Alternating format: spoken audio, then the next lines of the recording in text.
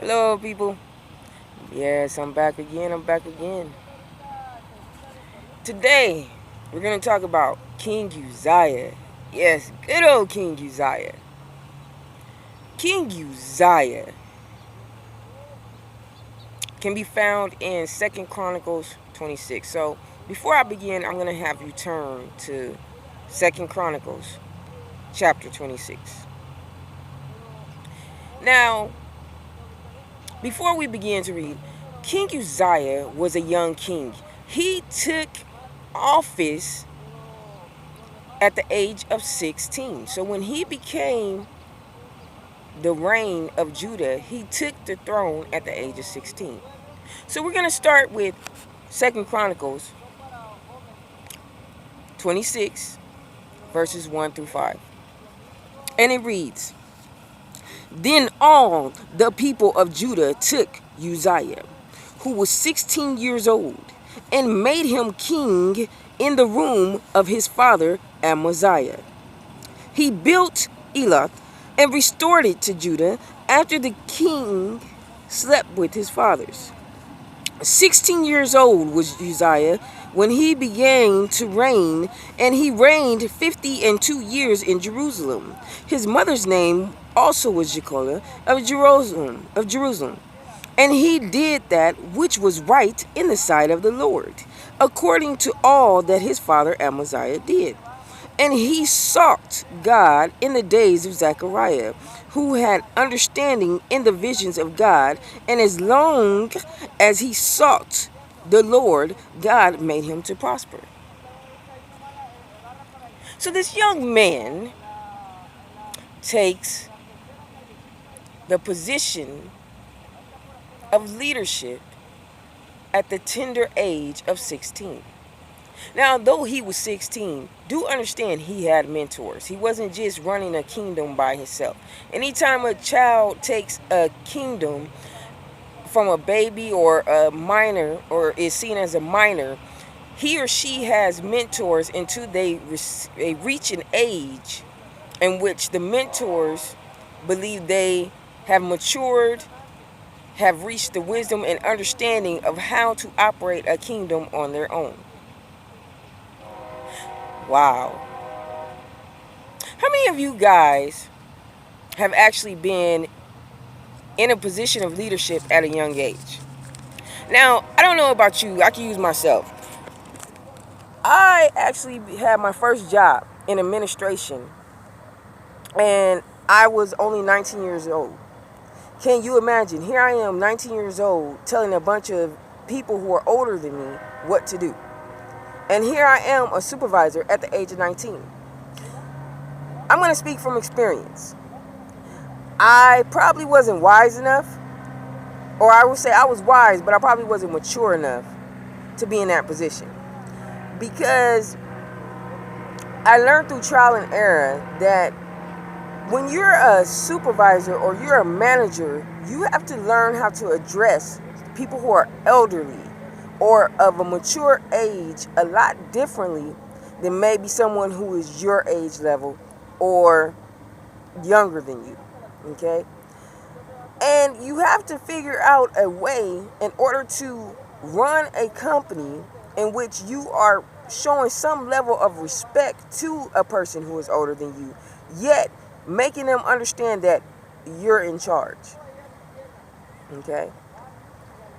Now, I've seen many people who get into a director's position, CEO, or whatever the case may be, at a young age. And when they get that position, if they're not trained well as far as maturity when it comes to the social skills, as far as how you treat others, a lot of times they tend to grow a big head and they think they rule the land and are invincible. So anytime when you're around 16 to 25, yes, you're going through I'm invincible and nobody can stop me. And the last thing you want to be is balling, because if you're balling, yeah, you're going through I'm invincible and nobody can stop me. And unless you fall on your head, that's about the only thing that's going to stop you. Okay? So let's go back to 2nd Chronicles 26. It goes on to say, And he went forth and warred against the Philistines, and brake down the wall of Gath, and the wall of Jebna, and the wall of Ashdod, and the built cities about Ashdod and among the Philistines. And God helped him against the Philistines and against the Arabians that dwelt in Gabal and the Mehunims.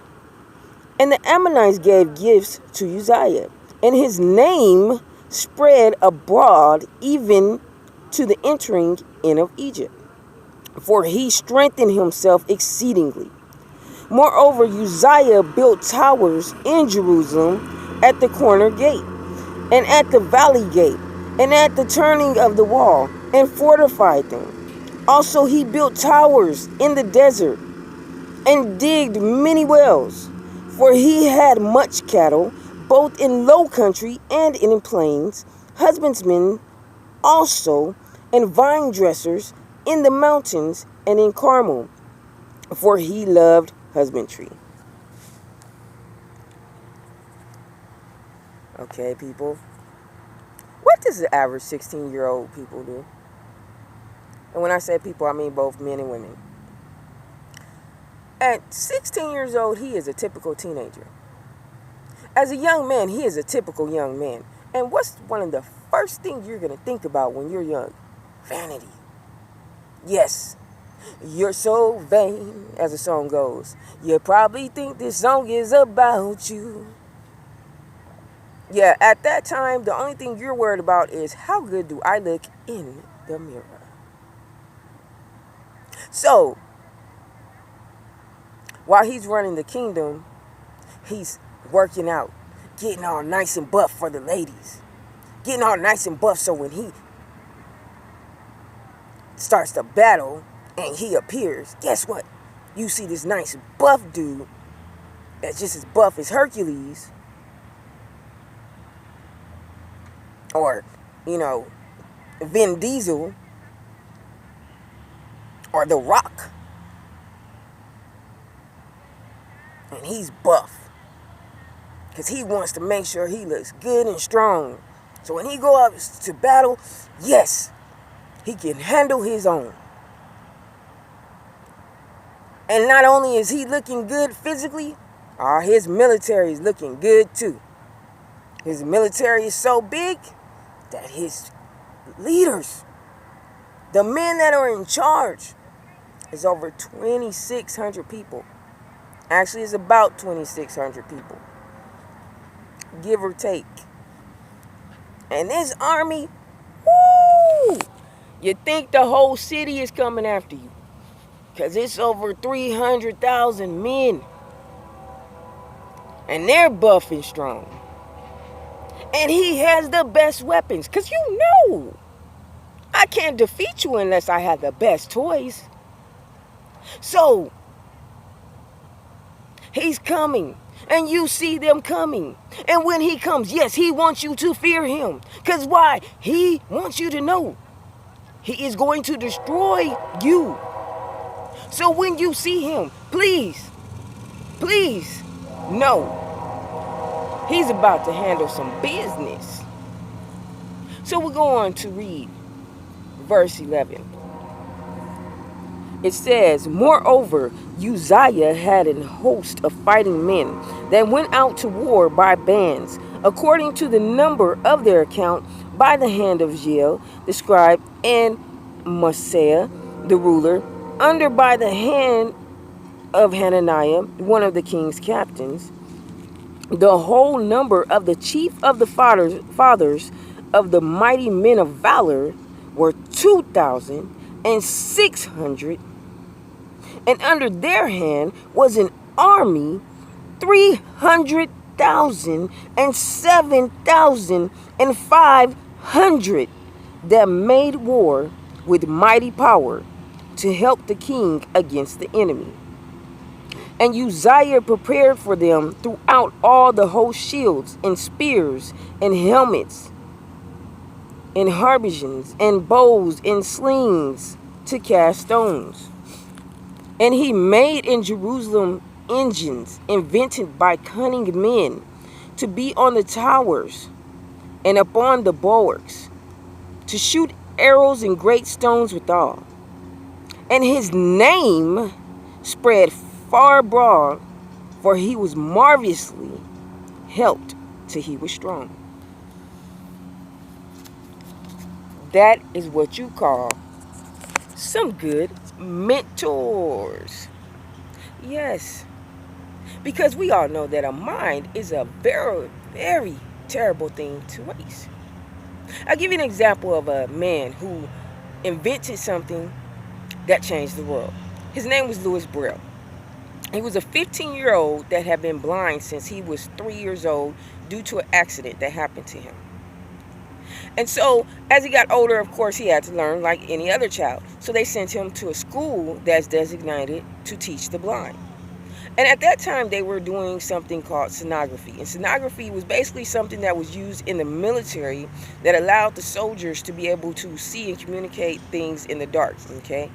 And they felt this would help the blind people. And Lewis was like, this isn't helping me. His peers were like, I'm not really learning anything either. So I suppose that somebody taught him something, because he invented this invention where he used metal, and he uses metal that had these dots.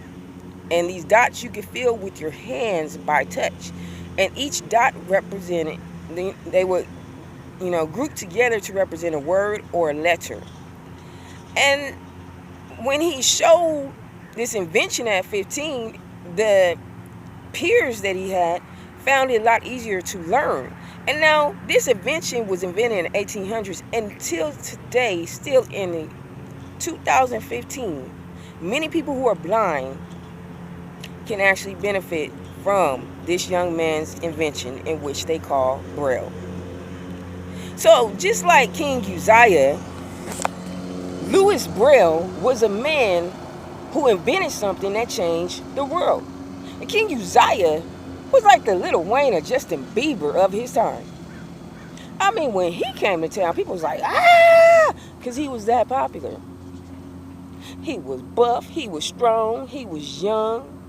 By now, he's a young adult. He looking good to everybody, including the people he's about to defeat. He sat here and invented weapons that, are like a force to be reckoned with against his enemies. And when his military come, they coming, because, woo, they getting Uzziah with it. As Will Smith would say, getting jiggy with it, they getting Uzziah with it. Okay? So now let's go ahead and read verse 16. It says, "But when he was strong, his heart was lifted up to his destruction. For he transgressed against the Lord his God, and went into the temple of the Lord to burn incense upon the altar of incense.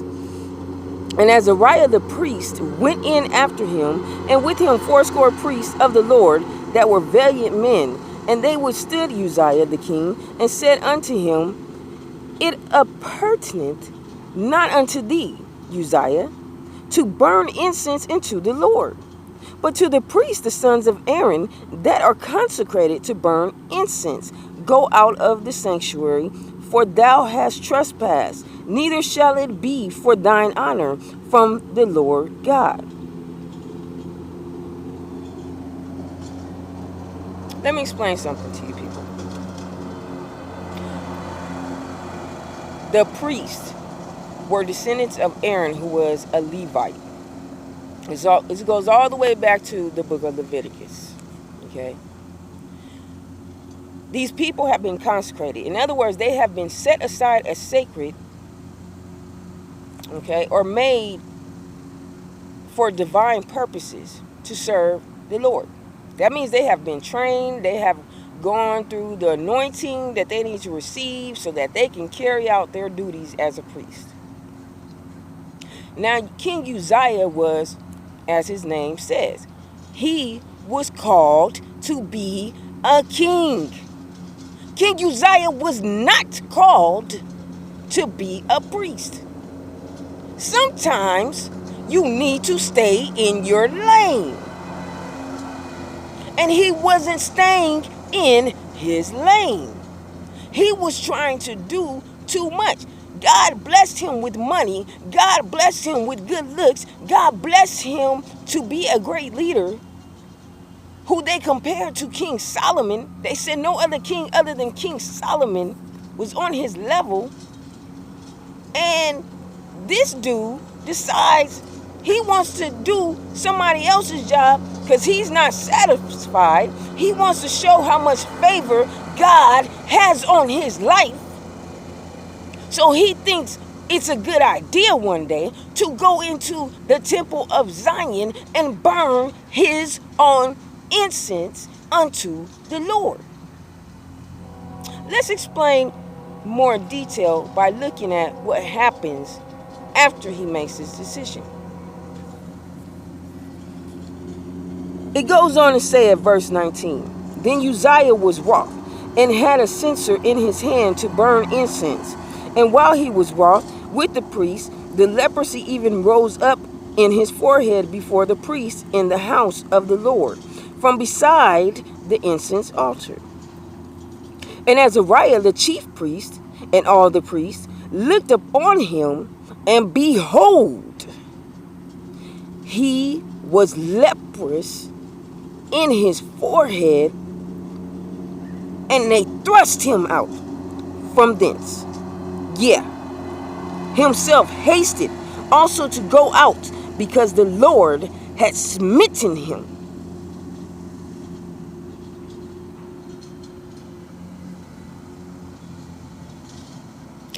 This is exactly what happened.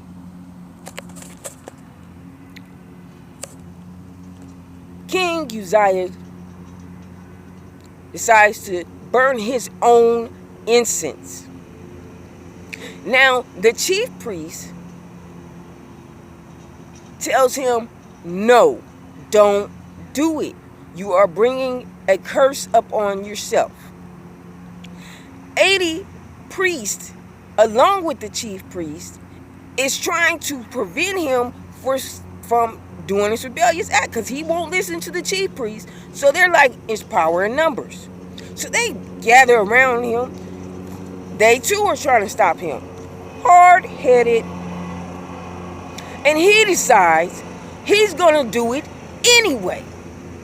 So what happens as he's doing it? The ground, it starts to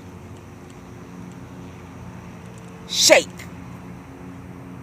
And not only is the ground starting to shake, the temple of Zion is starting to shake.